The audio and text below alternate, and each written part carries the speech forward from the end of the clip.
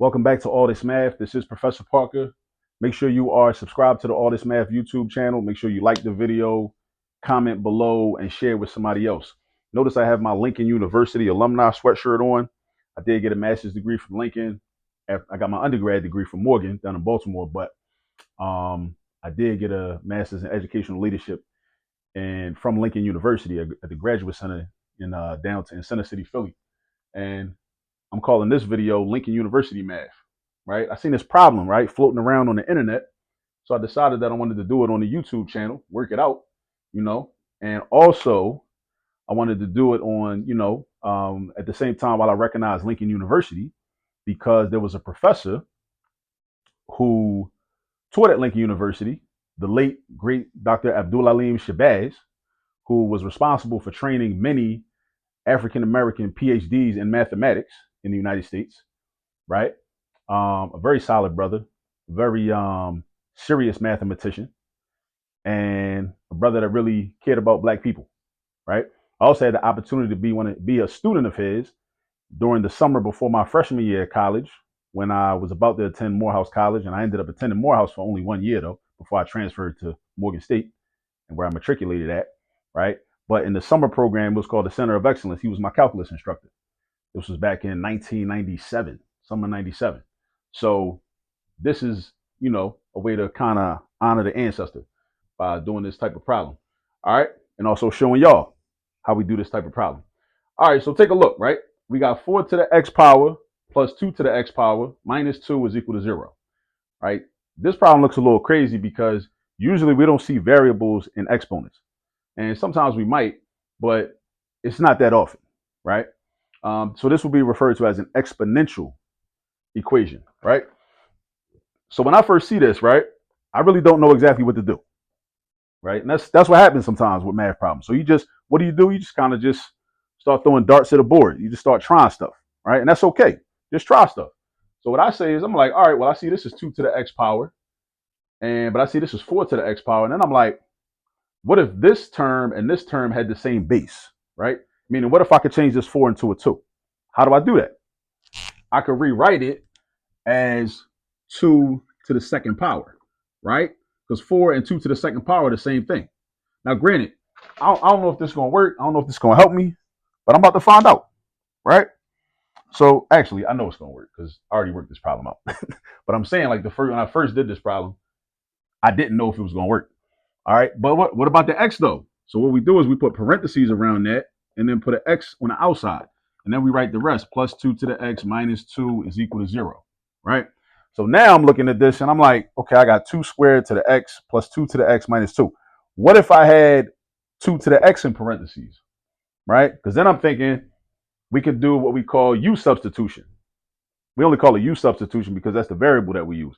If you used another variable like a F or a G or R or L for Lincoln University, right? I mean, I wouldn't use L unless I use capital L because a lowercase L would look like a 1. That might get confusing, right? But if I'm going to do u-substitution, then I would like to have these terms look the same, right? And have an exponent 2 outside because then it's going to look like a quadratic trinomial. And these are just different strategies and tactics that they're going to pop out at you once you have experience doing these types of problems. That's why the practice with math is so key. Because when you practice a lot of problems that look a certain way, when you see those types of problems, you're going to know what to do because you have practice doing those types of problems. But if you don't have no practice, you're not going to know what to do. You're not going to be familiar. It's just like with anything else. It's like with playing spades. You get a certain hand. Okay, I know how to play this because I've got this type of hand before. Or like, when you're playing sports, okay, I see this defense. I know what to do. Or I see this offense. I know what to do because I'm familiar and I've practiced. Same thing with mathematics. All right. So what I'm about to do is I'm about to switch these. And because think about the exponent property of,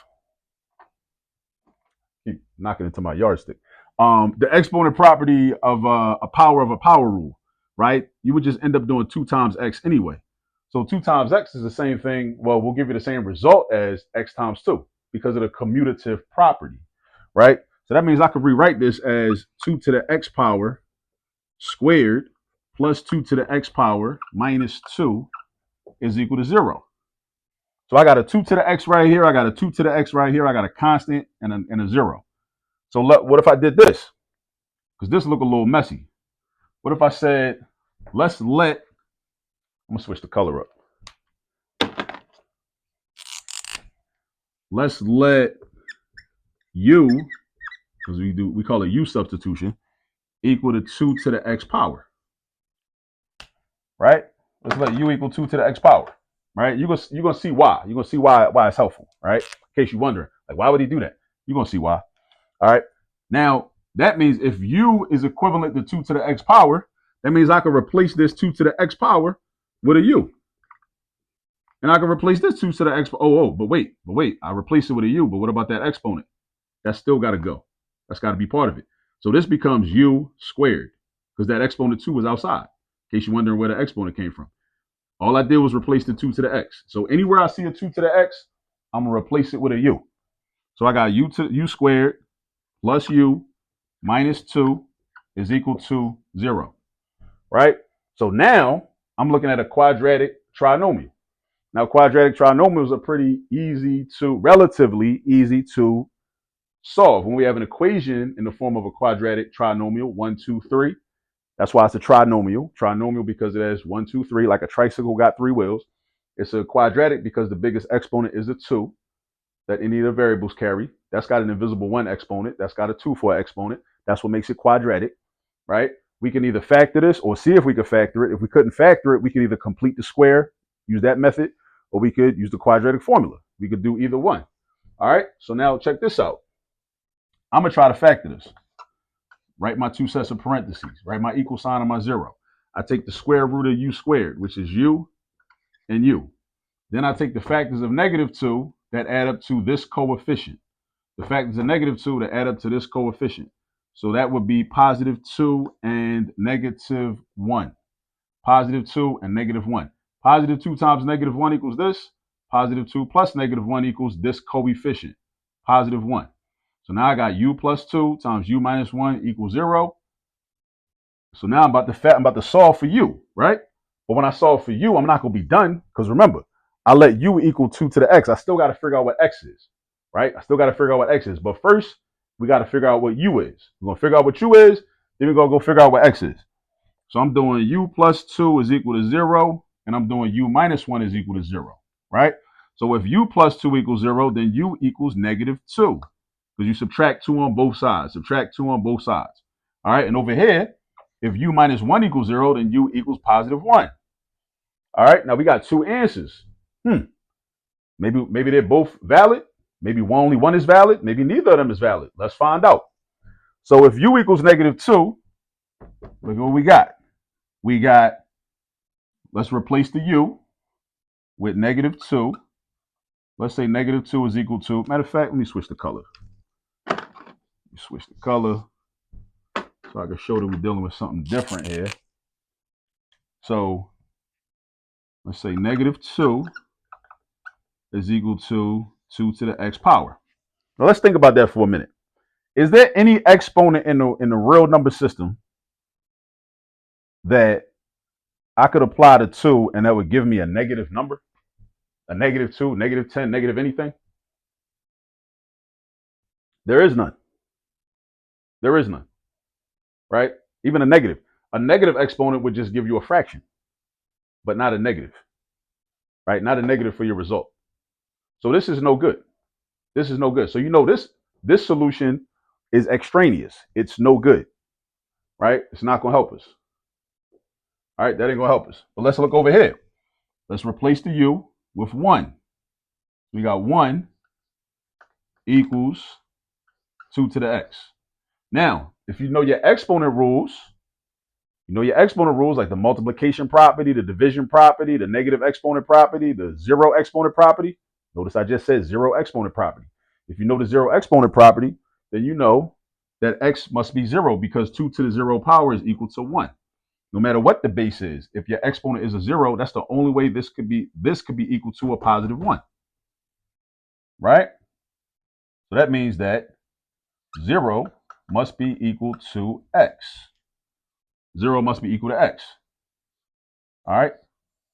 So now 0 is equal to x. But let's go back and check our work. Let's see if this is good. Let's check it, see what happens. Let's check our work.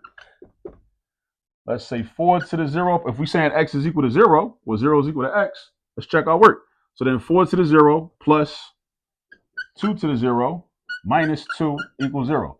Is that a true statement?